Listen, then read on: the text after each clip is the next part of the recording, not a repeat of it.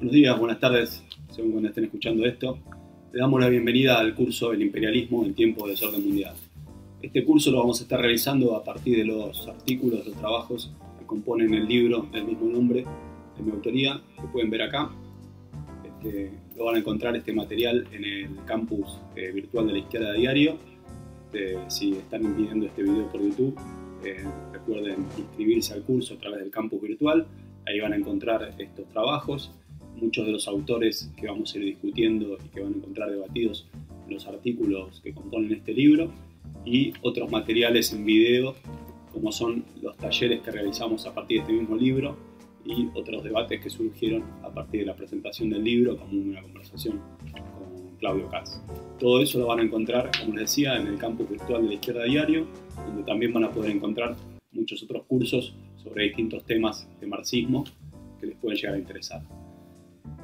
Son básicamente tres los ejes que vamos a ir abordando en estos videos, en estos 4 encuentros de los que se va a componer este curso.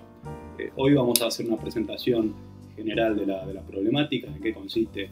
esto del imperialismo, un breve recorrido histórico desde que los marxistas debatieron el problema a comienzos del siglo XX, y después vamos a discutir 3 problemas que hacen a la actualidad del imperialismo. El primero, la transformación de la economía mundial capitalista durante las últimas décadas, con la llamada internacionalización productiva, que para nosotros es el fenómeno más importante detrás de lo que comúnmente se menciona o se conceptualiza como la llamada globalización. Una segunda cuestión es en qué situación se encuentra el poderío y la gobernanza, el dominio de la principal potencia imperialista, Estados Unidos,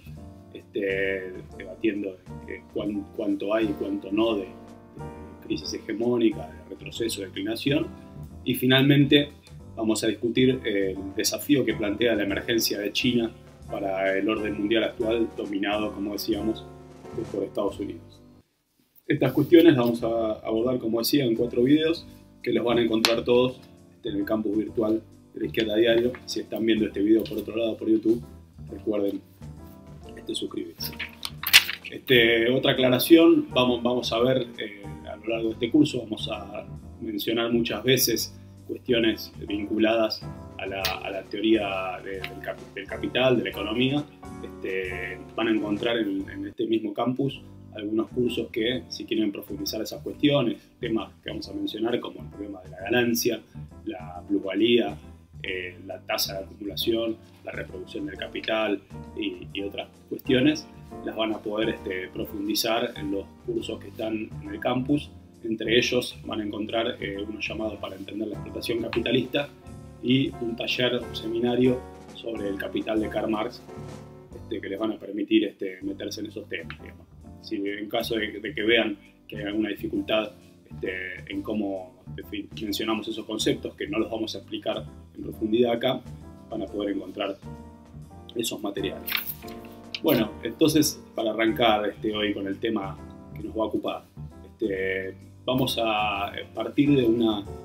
primera aproximación a cómo definir esto del imperialismo, digamos. Bueno, lo primero que podríamos decir, para hacer una definición sencilla que después iremos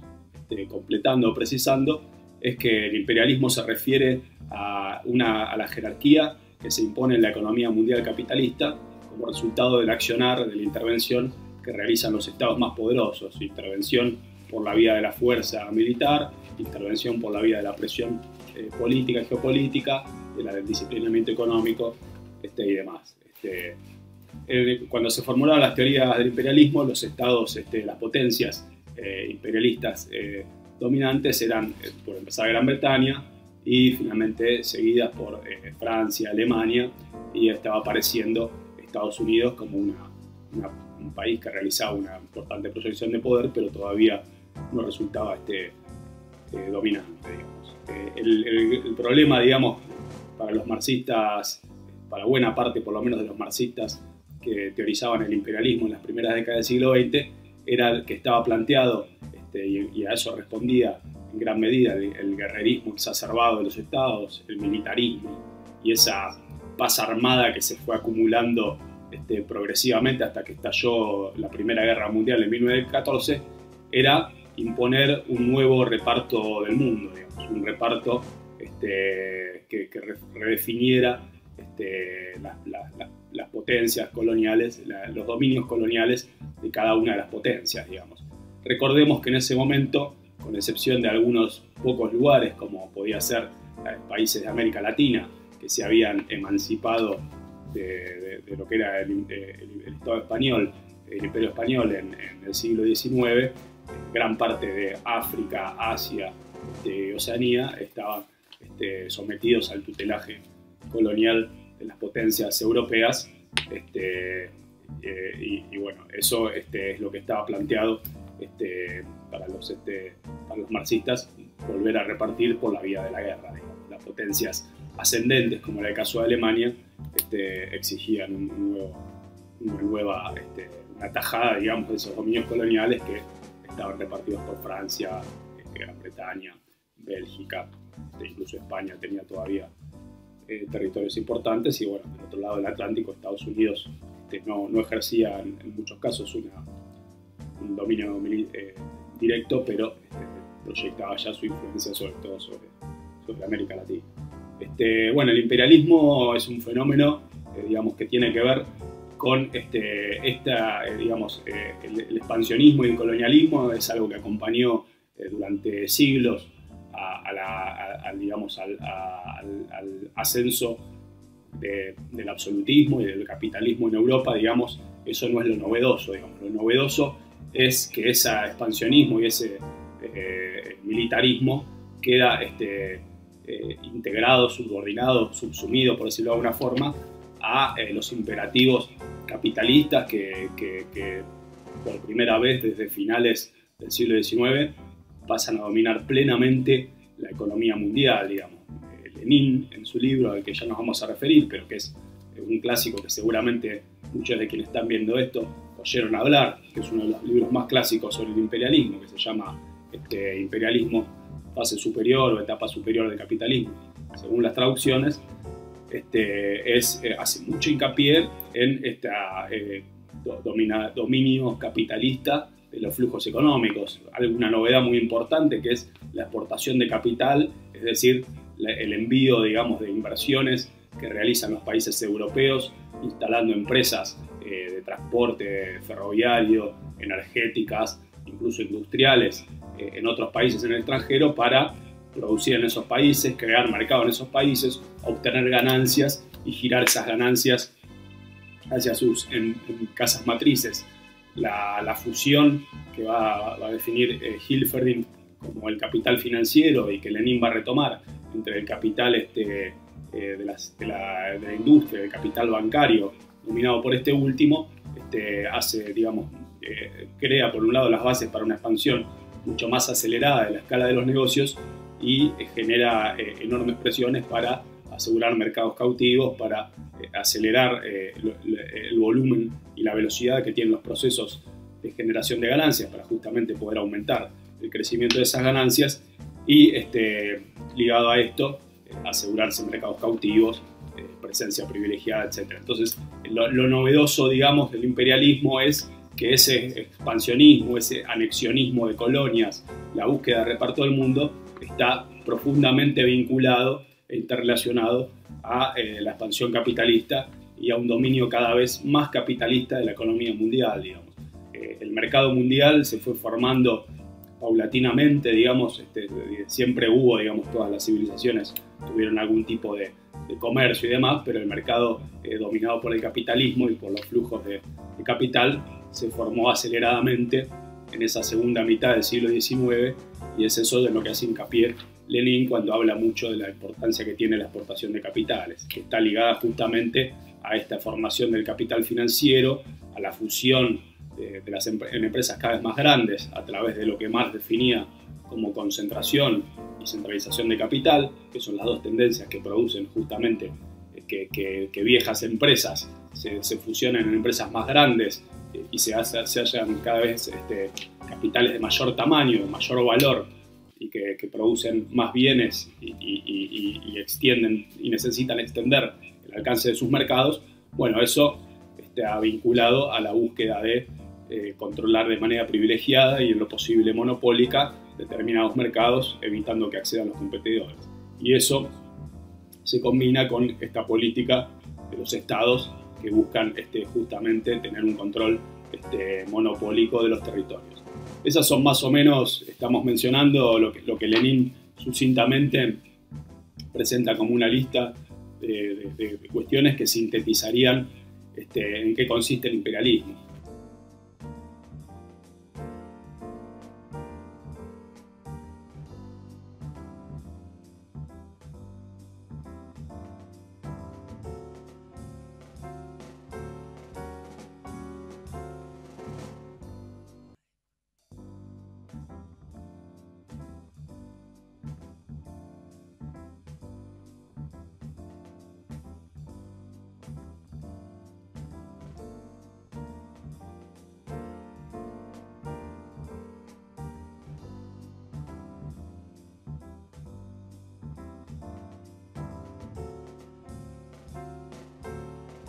Y ligado a eso, un aspecto que para Lenin es muy importante y que de hecho es parte de lo que quería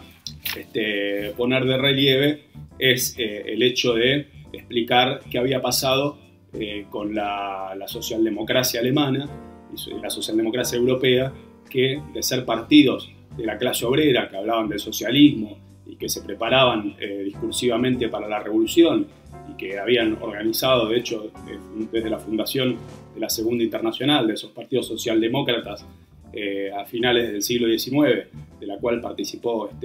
Friedrich Engels, que fue uno de los fundadores, digamos, de esa Segunda Internacional, después de décadas, digamos, de grandes batallas, de pelear por la posibilidad de organizar,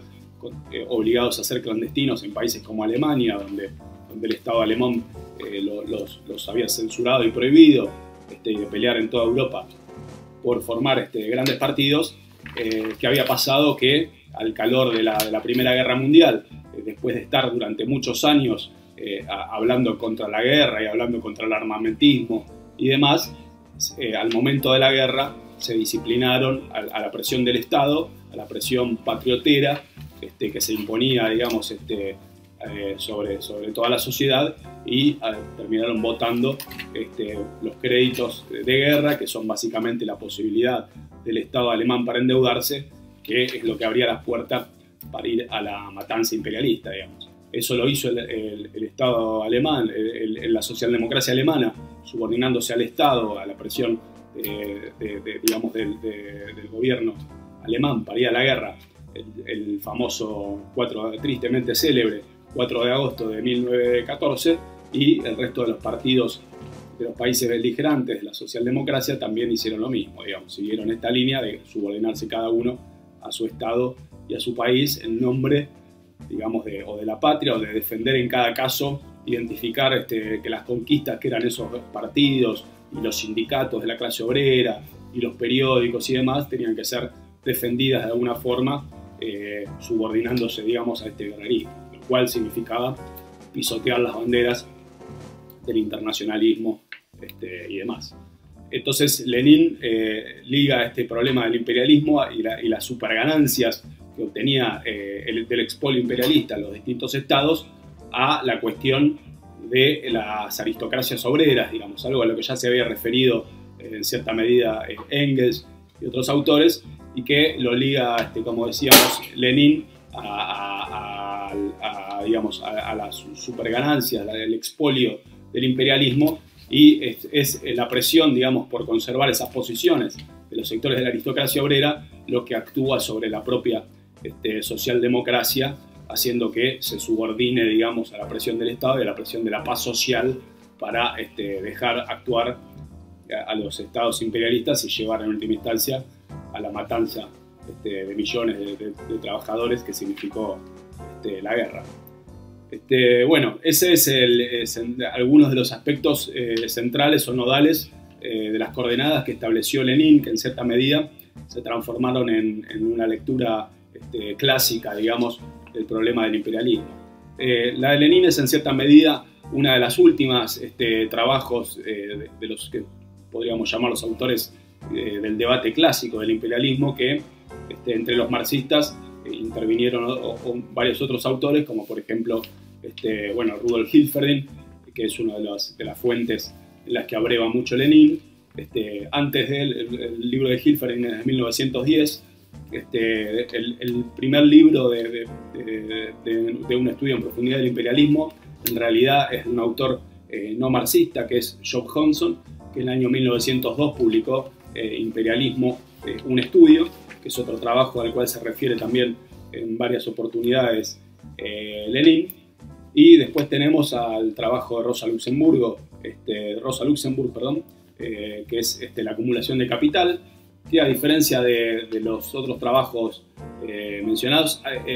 tiene un enfoque a partir de los esquemas de reproducción que discute Marx en el tomo 2 del Capital, y a partir de ahí, señalando las contradicciones que presenta la acumulación de capital, plantea por qué de esas contradicciones se deduce la necesidad de un expansionismo del capital, de un otro no capitalista con el cual necesita relacionarse la formación capitalista, es decir, conquistar nuevamente siempre nuevos mercados, nuevas esferas con las cuales interactuar, que no sean capitalistas, que no produzcan plusvalor, para de esa forma generar un mercado para poder vender y asegurar la salida de las mercancías, sin las cuales no hay ganancia, digamos. Si no existe esa esfera, y lo que va a decir Rosa Luxemburg es que justamente el avance imperialista va reduciendo la continuidad de esas esferas, porque justamente al avanzar sobre todo el planeta no van quedando afueras no capitalistas. Bueno, eso plantea una crisis muy aguda para la reproducción del capital. Después tenemos, poco antes del libro de Lenin, Nikolai Bukharin publicó otro libro que también realiza una radiografía de los cambios en la economía mundial durante los años previos a la guerra, que se llama La economía mundial y el imperialismo. Y también podemos mencionar otras intervenciones de Otto Bauer, Karl Kautsky y antes de ellos Alexander Parvus, que había sido en su momento un intelectual militante de la socialdemocracia, que había colaborado ocasionalmente con Trotsky. De hecho, gran parte de los aspectos vinculados a la teoría del desarrollo desigual y combinado y a cómo eso estaba actuando en las tendencias que explicaban, entre otras cosas, la guerra ruso-japonesa y demás, de 1904, lo trazaron Trotsky y Parvus en colaboración. Posteriormente tuvo un derrotero que lo alejó del marxismo revolucionario, pero en ese momento intervino bastante en este debate sobre el imperialismo. Estas obras son muy heterogéneas, digamos, desde el punto de vista de cómo abordar el problema. Algunas hacen más hincapié, como mencionaba la de Rosa Luxemburg, en partir de aspectos teóricos. Otras describen más las transformaciones de la estructura de la sociedad capitalista y se enfocan en algunos países, como es el caso de Hilferding, cuyo centro de análisis es básicamente la sociedad alemana y el capitalismo alemán, y extrapola de ahí los procesos que se están observando también en otros países, y de eso discute, concluye el imperialismo. Pero bueno, en todos los casos lo que sí podemos encontrar en común es una identificación muy fuerte entre las transformaciones o determinadas transformaciones del capitalismo y el imperialismo. Es decir, el imperialismo surge de los imperativos del capital, de las transformaciones que produce el capital en su expansión internacional, y de ahí está esta nueva tendencia desestabilizadora, guerrerista y demás, digamos. Después de ahí hay distintas conclusiones, digamos. Tenemos autores como Kautsky, con el cual Lenin polemiza agudamente en su libro Imperialismo, fase superior del capitalismo, porque Kautsky define centralmente al imperialismo como algo así como una política, digamos, como el resultado de determinada articulación de relaciones de clases, determinada la preeminencia de fracciones más militaristas del capital, o incluso de lo que podríamos definir como resabios precapitalistas en los estados, puntualmente en el estado alemán, que tuvo la particularidad de conformarse como estado capitalista moderno sin haber liquidado, como ocurrió por ejemplo en la Revolución Francesa, a la gran propiedad terrateniente, sino que al contrario la clase de los Junkers, que era la nobleza, eran los que dominaban el ejército, tenían una preeminencia en el Estado y tenían prerrogativas económicas y sociales formidables, y estaban muy ligados a este militarismo. Bueno, para Kautsky era posible una reversión, un capitalismo que saliera de las tendencias guerreristas, imperialistas y a la disputa entre las distintas potencias, si se imponían en los distintos países los sectores más cosmopolitas de la burguesía, más interesados en la internacionalización, en la armonización de las relaciones entre los estados y en evitar los choques de la guerra, en la cual los sectores más internacionalizados del capital, él insistía, tenían poco para ganar. Bueno, contra esta noción que en algunos puntos Hilferding, en los años posteriores a que escribió su libro, cuando ya estalló la guerra, caen ambigüedades parecidas a estas de Kautsky. Bueno, contra ellos polemiza mucho Lenin en su trabajo, digamos. En ese sentido, a pesar digamos, de estar abordando una misma problemática y hacer hincapié en todos los casos en cómo se liga de alguna forma a las transformaciones que estaba produciendo el capitalismo en las relaciones internacionales, no todos los autores compartían las distintas premisas. Por un lado, este problema del rol de la aristocracia obrera que planteaba Lenin no era una cosa compartida con todos, tampoco era una cosa que fuera de consenso el hecho de pensar que el guerrerismo y la disputa interimperialista había llegado para quedarse. Había múltiples debates al respecto de estas cuestiones. En última instancia fue la síntesis propuesta por Lenin, en gran medida principalmente los 5 puntos, pero más el abordaje que realiza el imperialismo en fase superior del capitalismo, lo que va a quedar identificado con la teoría clásica del imperialismo, y básicamente podemos decir que esas coordenadas van a seguir informando la mirada de los marxistas con bastante, siendo muy ajustadas las conclusiones y las previsiones que hacía con lo que estaba ocurriendo, al menos hasta la Segunda Guerra Mundial. Después de la Primera Guerra Mundial y después de estos trabajos hubo sí significativas novedades que planteaban nuevas coordenadas a incorporar, digamos. Entre ellas la más importante, digamos, y que tiene que ver con que se cumplió uno de los pronósticos y apuestas estratégicas que realizaba Lenin, que es que la guerra imperialista pudo ser transformada en guerra civil y en revolución triunfante en el caso de Rusia, y revolución derrotada, pero que también sacudió las bases de Europa en Alemania, en Italia, en gran parte del continente, digamos, y en los países donde no hubo revolución abierta sí hubo importante auge de sectores de masas que hizo tambalear el poder de la burguesía. Pero desde el punto de vista de la teoría del imperialismo y de las relaciones interestatales, surgió un fenómeno nuevo, que es ya una relación no solo digamos, con un estado que era de otra clase, de una formación en transición al socialismo, una transición que al cabo de unos años y con el ascenso del estalinismo se va a terminar burocratizando, pero que planteaba un desafío importante, un elemento novedoso en el sistema de relaciones interestatales. Y el otro elemento importante respecto de lo que eran las coordenadas de las teorías del imperialismo y de las elaboraciones de las primeras décadas y media del siglo XX es un desplazamiento importante del centro de poder capitalista que ya claramente al final de la guerra empieza a trasladarse al otro lado del Atlántico, digamos. Estados Unidos empieza a ser un actor de peso, un actor en gran medida con poder de veto y con poder también estabilizador, como se va a ver en intervenciones como lo que va a ser el plan Dawes, realizado a mediados de la década del 20 para, en gran medida, lidiar con muchas de las desestabilizaciones que había producido la paz de Versalles, que entre otras cosas produjo costosas reparaciones que tenía que pagar Alemania, y esas reparaciones convulsionaron su economía y la llevaron a una encerrona. Bueno, el plan Dawes intervino, generó una arquitectura financiera en la cual se producían compensaciones entre los países financiadas por Estados Unidos que hacían que Alemania pudiera cumplir con esos pagos de la reparación. Y finalmente el poder también se vio en el sentido contrario desestabilizador cuando la crisis de 1929, que empezó con el colapso de Wall Street, se trasladó a toda Europa.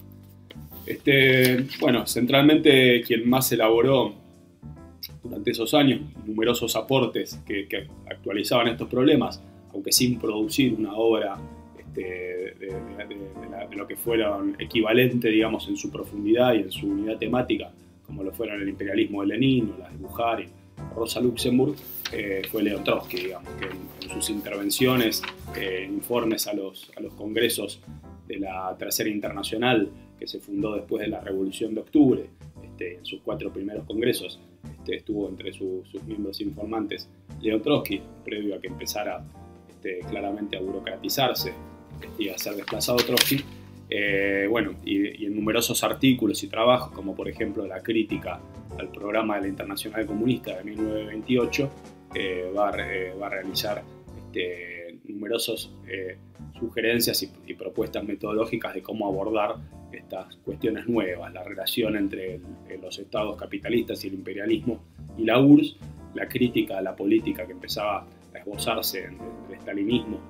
de una coexistencia, o la ilusión de una coexistencia pacífica con el imperialismo que se iba a probar muchas veces imposible, y los productos, los efectos desestabilizantes que generaba este traslado del centro de gravedad del capitalismo y del poder imperialista hacia el otro lado del Atlántico, hacia Estados Unidos,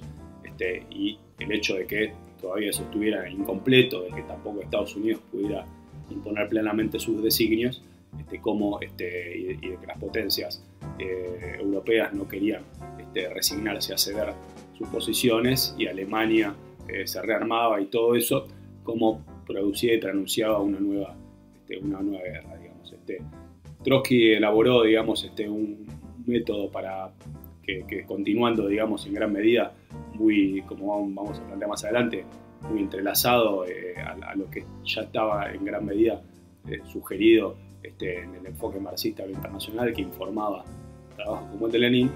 un enfoque, digamos, para analizar la situación internacional y para analizar los problemas que se planteaban, que articulaba o planteaba una unidad de la cuestión de las tendencias de la acumulación de capital, las tendencias de la economía, las relaciones entre las clases y las relaciones entre los estados, es decir, analizar una unidad de los distintos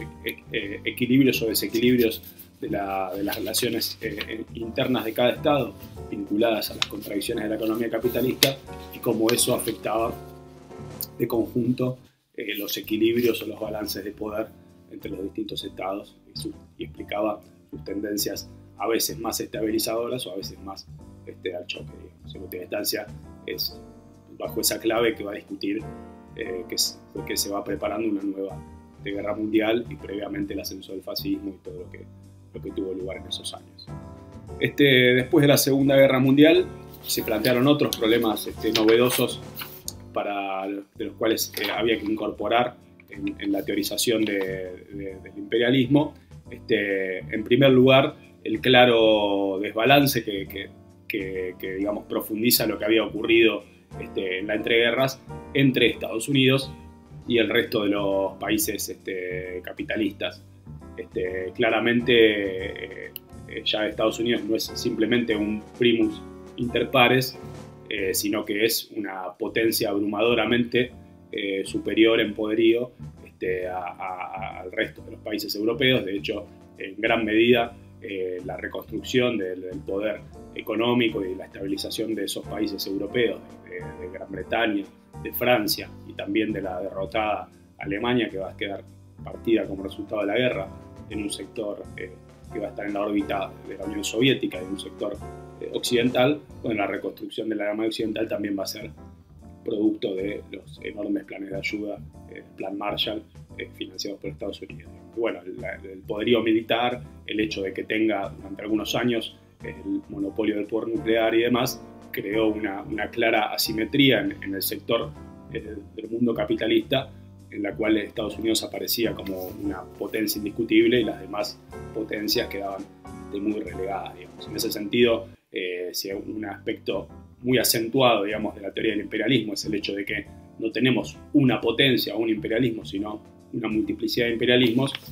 seguía planteándose, pero quedaba muy desequilibrado, digamos.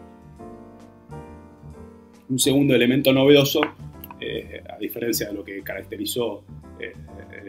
las primeras décadas del siglo XX, es la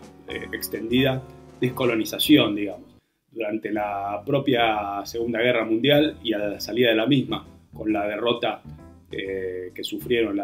digamos, Alemania, Italia y Japón, pero también el agotamiento de Francia y Gran Bretaña, la lucha de los movimientos de liberación nacional que ya se había ido desarrollando muy fuerte durante el periodo entre guerras,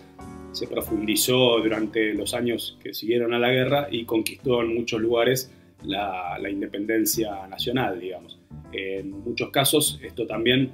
confluyó, digamos, con un interés de la propia nueva potencia dominante, Estados Unidos, que tenía interés en imponer esta descolonización, que el resto de las potencias la aceptara, porque era parte de su gran estrategia de articular un sistema de gestión, de gobernanza del capitalismo global a través de una subordinación de esos estados en lo que autores como Panich y Guindin van a definir como un imperio informal, digamos. Es decir, una nueva forma de vasallaje que, a diferencia de lo que era el imperialismo de las potencias europeas, no se basaba en la directa subordinación territorial, la ocupación, sino que se basaba en un vasallaje de estados formalmente independientes, digamos. Esta es otra novedad importante respecto de lo que había sido el imperialismo hasta el final de la Segunda Guerra. Y en tercer lugar, el tema de la relación con la Unión Soviética, que va a dominar el conjunto de las relaciones entre las potencias, digamos. Al poco tiempo de firmados los acuerdos de Potsdam y Yalta, que definieron los equilibrios de la posguerra, con la Unión Soviética avanzando en Europa del Este, pero al mismo tiempo colaborando de manera directa o indirecta, según el país, en la estabilización, digamos, de lo que es el dominio capitalista en Europa Occidental, en donde en países como Grecia o Italia tuvo un rol muy fuerte en contribuir al desvío de procesos revolucionarios a la salida de la guerra. Se fueron acumulando en los años siguientes a esos acuerdos las tensiones que desembocaron en la llamada Guerra Fría, digamos, una guerra que se dio a través de, por un lado, el equilibrio entre los dos países que van a ser las primeras potencias nucleares, digamos, porque la Unión Soviética rápidamente va a alcanzar a Estados Unidos en tener la tecnología nuclear para producir la bomba atómica, y liberando batallas en terrenos en discordia, como fue Corea, que se partió entre Corea del Sur, Norte y Corea del Sur, después la intervención, bueno, la revolución en China, previamente Vietnam, y un largo etcétera, digamos, la crisis de los misiles en Cuba, toda una serie de juegos, digamos, de esta Guerra Fría, donde se produjeron distintos momentos al borde, digamos, de un choque directo. Bueno, en ese marco, digamos, y en esta Guerra Fría con la Unión Soviética, una novedad fue el respecto de lo que había sido las coordenadas del imperialismo en las primeras décadas del siglo, cuando Lenin y otros autores escribieron sus trabajos, es una sólida alianza entre las principales potencias, que fue la alianza del Atlántico Norte, la OTAN, que básicamente integró a los ejércitos de Europa Occidental y de otros países. Cada vez se fue extendiendo más, llegando a incorporar a países como Turquía y demás, para centralmente, digamos, el objetivo inicial de la alianza, digamos, más allá de que después de la Guerra Fría obviamente buscó nuevos propósitos, pero era encolumnar y aliar a esos países en la disputa con la Unión Soviética, digamos. Estas coordenadas, digamos, de fuerte alianza y entrelazamiento militar, pero también económico, cuando uno ve los acuerdos del Plan Marshall, las inversiones fuertes de Estados Unidos en Europa y en las décadas siguientes, lo que fue durante los años del boom de posguerra, también de los países europeos y de Japón hacia Estados Unidos, a medida que se van recuperando y van recuperando la capacidad de acumulación de capital y se expanden sus empresas no solo en sus mercados nacionales, sino en el caso de las firmas europeas a través de Europa y hacia Estados Unidos, al mismo tiempo que Estados Unidos invierte fuerte en Europa. Bueno, ese entrelazamiento económico, la alianza militar, combinado con el hecho de que el mundo colonial se transforma en estados formalmente independientes, bueno, plantearon las primeras discusiones de si se trataba de actualizar la teoría del imperialismo o se trataba de hacer una teoría nueva, digamos. Este debate ya empezaron a darse fuerte en esos años. Ahí vamos a encontrar trabajos como por ejemplo los de Giovanni Arrighi, con el cual vamos a ir comentando en los siguientes encuentros, y van a encontrar en el libro comentarios de su trabajo, que fue uno de los primeros autores que en su libro La geometría del imperialismo plantea justamente el debate sobre lo que él va a postular, que es una teoría de la sucesión hegemónica, digamos, que la va a presentar como un enfoque alternativo y en cierta medida contrapuesto al del imperialismo, digamos. Otro debate que va a aparecer en esos años y sobre todo después de la Revolución Cubana es el debate de las corrientes marxistas de la dependencia, digamos. Ahí tenemos autores como André Van Funk, Otonio dos Santos, Rui Mauro Marini, y podemos incluir ahí en cierta medida también a autores como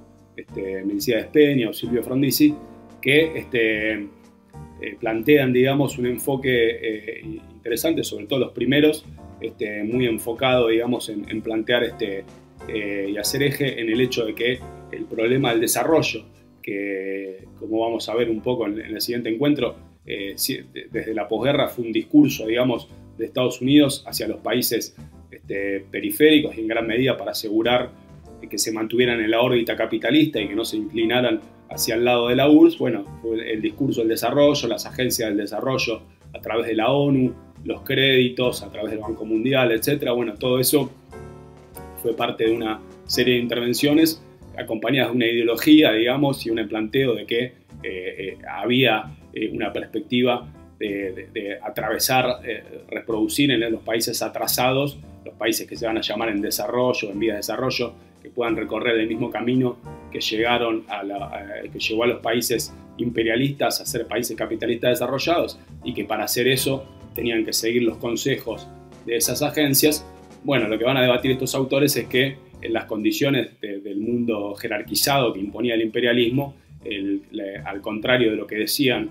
esas agencias, y a pesar de la descolonización que había convertido en estados formalmente independientes a muchos de los que eran antes colonias, el camino capitalista al desarrollo estaba bloqueado, digamos. Y van a llegar, sobre todo bajo el influjo, como decíamos, de la Revolución Cubana, a la idea de que para saltar las trabas del desarrollo hay que terminar con el capitalismo. Una crítica que le podemos hacer a estos autores y que vamos a mencionar un poco en el próximo encuentro quizás, es el hecho de que su enfoque tenía, digamos, un énfasis, una tendencia a separar el problema de cortar con el imperialismo y con el capitalismo en la periferia de lo que pasaba en el centro, digamos. No terminaba de articularse el problema de expropiar a la burguesía en los países dependientes y el problema de la revolución internacional, digamos. Bueno, finalmente, como para ir redondeando este recorrido, podemos decir que en gran medida estos debates quedaron un poco desplazados, o en cierta medida, sobre todo en los ámbitos más académicos, de las ciencias sociales y demás, que quedaron muy desplazados con la discusión de la globalización y el neoliberalismo a partir de los años 80, digamos, que fueron los años que siguieron a las derrotas y desvíos de los procesos revolucionarios que durante los años 60 o 70 sacudieron y recorrieron todo el planeta, digamos. En esos años, más que imperialismo, más que disciplina de de Washington y demás, se hablaba justamente de globalización, de un mundo sin Estado, sin fronteras. Esos discursos de distintas maneras se fueron haciendo en medio de sentido común, el nuevo orden mundial, digamos, que venía con Clinton y que recordemos que esos años muchas de las intervenciones que se hicieron militares, que las hubo muchas, eran en nombre de la comunidad internacional y embanderados en la ONU y demás. Bueno, todo eso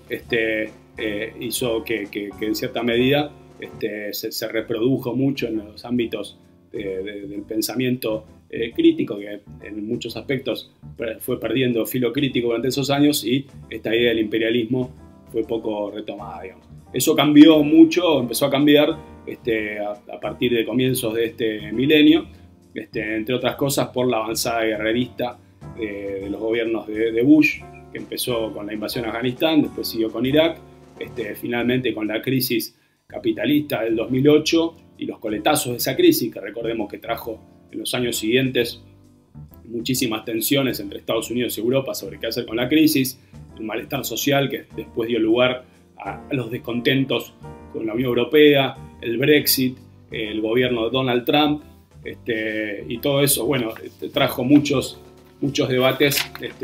que volvieron a poner más en el tapete el problema de el desorden mundial y qué pasa con el poder mundial, un poder que se hizo mucho más evidente su presencia durante estos años por esas intervenciones militares y por las crisis y por el gobierno muy disruptivo, o que pretendió ser muy disruptivo, de Donald Trump, y que en muchos casos planteaba una política aislacionista, unilateral y demás. Bueno, todo eso trajo muchos debates, lo cual no significa que haya mucho consenso sobre qué tipo de teoría del imperialismo o de cómo se domina el mundo y cómo funciona ese orden y ese dominio capitalista. Más bien hay mucho debate, digamos. Ahí en el libro, y no me quiero extender mucho, así que los voy a remitir a eso, definimos a grandes rasgos 3 miradas sobre este problema, digamos. Una mirada que sigue haciendo hincapié en el hecho de que la globalización más bien hace que el problema del rol de los estados y el rol del poderío y la intervención estatal y esta idea de una jerarquía y disputas por el dominio del mundo entre los estados hayan quedado muy desplazadas en función de que los imperativos del capital hacia la internacionalización y centralización se tienden a imponer. Un segundo enfoque que sostiene la existencia de un imperio para la gobernanza de la acumulación capitalista mundial,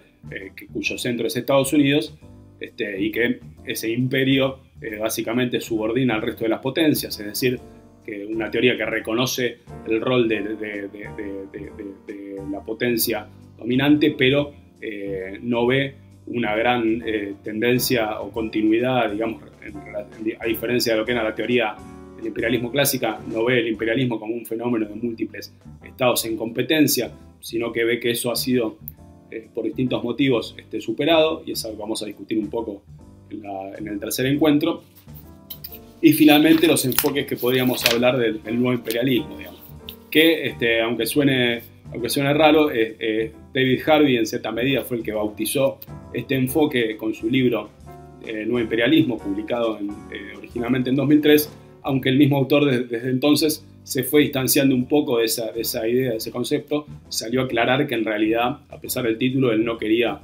defender que hubiera un nuevo imperialismo y en gran medida, como vemos en sus textos más recientes,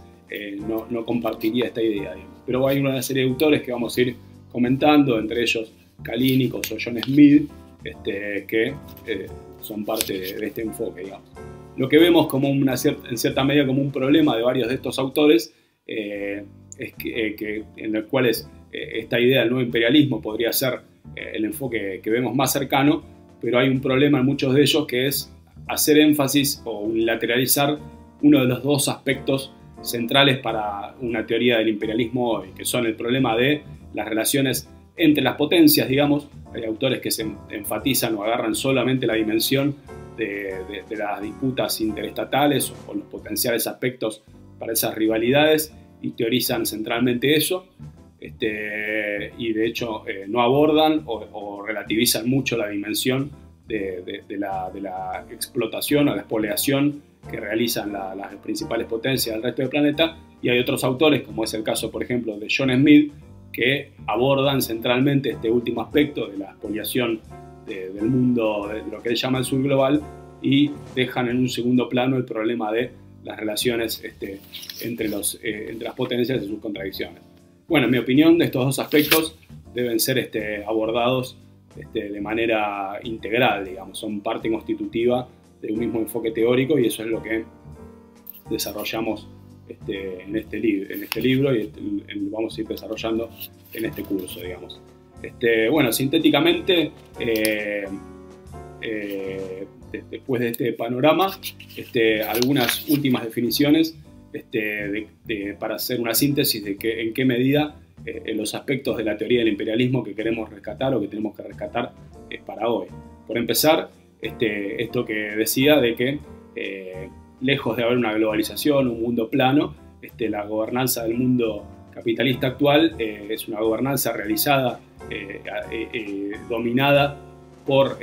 una serie de potencias a través de organismos que le dan un barniz multilateral, pero que como por ejemplo puede ser el FMI, el Banco Mundial, la Organización de las Naciones Unidas, sus agencias de desarrollo, etcétera, pero que todo eso está dirigido por empezar, está muy comandado por las agencias de Estados Unidos, en articulación con las demás potencias, y dirigido a asegurar la reproducción del capital transnacional, del capital global, que es eminentemente un capital emitido desde los países imperialistas y que sirve al enriquecimiento de un puñado de billonarios y de las clases capitalistas de todo el mundo, pero centralmente reproduce una división desigual del reparto de la riqueza, en la cual esos estados imperialistas se llevan la parte del león. El segundo aspecto que queremos rescatar de la actualidad es esto que decía del imperialismo como un fenómeno múltiple, es decir, no tenemos una potencia imperialista, sino que tenemos una serie de potencias que pueden actuar en coordinación, y de hecho la gobernanza de Estados Unidos ha creado muchas instancias en las cuales ha buscado, a pesar de Donald Trump, que como vamos a ver se distanció un poco de eso, ha creado instancias donde enfatiza el aspecto de la cooperación y la coordinación, pero eso no quita el eventual conflicto y la rivalidad, digamos. Y centralmente eso se agudiza cuando la potencia dominante se encuentra más en crisis, cuando la crisis capitalista se vuelve más difícil de controlar y cuando se hace más evidente que las condiciones de reproducción de determinado orden, como es por ejemplo ahora el orden dominado por Estados Unidos, actúan en desmedro o bloquean el ascenso de nuevos jugadores, como es el caso ahora, por ejemplo, de China. Bueno, un tercer aspecto que queremos destacar es el aspecto de esta idea que Lenin planteaba como el imperialismo como reacción en toda la línea, digamos, que entre otras cosas significa que el imperialismo, más allá de esta competencia entre imperialismos por dominar el mundo y por imponer las condiciones que cada imperialismo, cada país considera más beneficiosas para su burguesía, si actúan en conjunto o actúan de manera disciplinada cuando lo que está en juego en determinados países puede ser el dominio del capital, digamos, cuando hay procesos revolucionarios, insurrecciones en países de la periferia que puedan amenazar el dominio del capital y expandirse hacia otros lugares, el imperialismo actúa, digamos, e impone una lógica de intervención y busca aislar, derrotar, contener esos procesos, digamos. En ese sentido, los levantamientos obreros y populares en los países de todo el mundo, como se ha visto muchas veces en los últimos tiempos, no solo enfrentan a sus burguesías, a sus estados, sino que aparece, digamos, por distintas vías, ya sea con las sanciones económicas, intervenciones militares, diplomáticas, etcétera, toda la fuerza del imperialismo como una amenaza y una defensa del orden de la burguesía en todo el mundo. Y finalmente, un aspecto que, si se quiere, en la época de Lenin todavía era más algebraico, estaba más a ver en cada caso, y de hecho en gran medida durante los años que siguieron la Revolución Rusa, la política de los países, en los países donde estaba la pelea por la liberación nacional, los revolucionarios siguieron dejándolo un poco abierto, pero que se ha quedado muy claro a partir de entonces, que es que las burguesías en los países oprimidos, dependientes, semicoloniales, no son un aliado para las clases trabajadoras y subalternas para la pelea por la liberación nacional y social, digamos. Tironeados entre el imperialismo y las clases obreras y populares, rápidamente en cualquier lucha seria contra la opresión imperialista, se pasan al bando de la reacción, digamos. Eso ha sido mucho más claro a partir de los años 20, es decir, después de los trabajos más clásicos del imperialismo, la revolución, por ejemplo, de China del año 27, y en los procesos que siguieron, digamos. Bueno, estos son algunos aspectos de la teoría que rescatamos y que traemos a hoy, partiendo, digamos, de un aspecto básico que tenemos como presupuesto y que lo que vamos a poner en juego en las próximas reuniones, que es que así como el capitalismo tiene que ser analizado con una teoría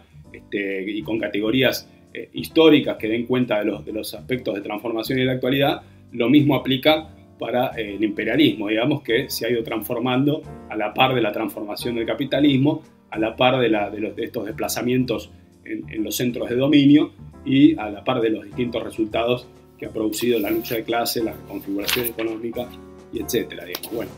y entonces a eso es a lo que nos vamos a dedicar en las próximas reuniones, tratando tres de las cuestiones que son claves para pensar el sistema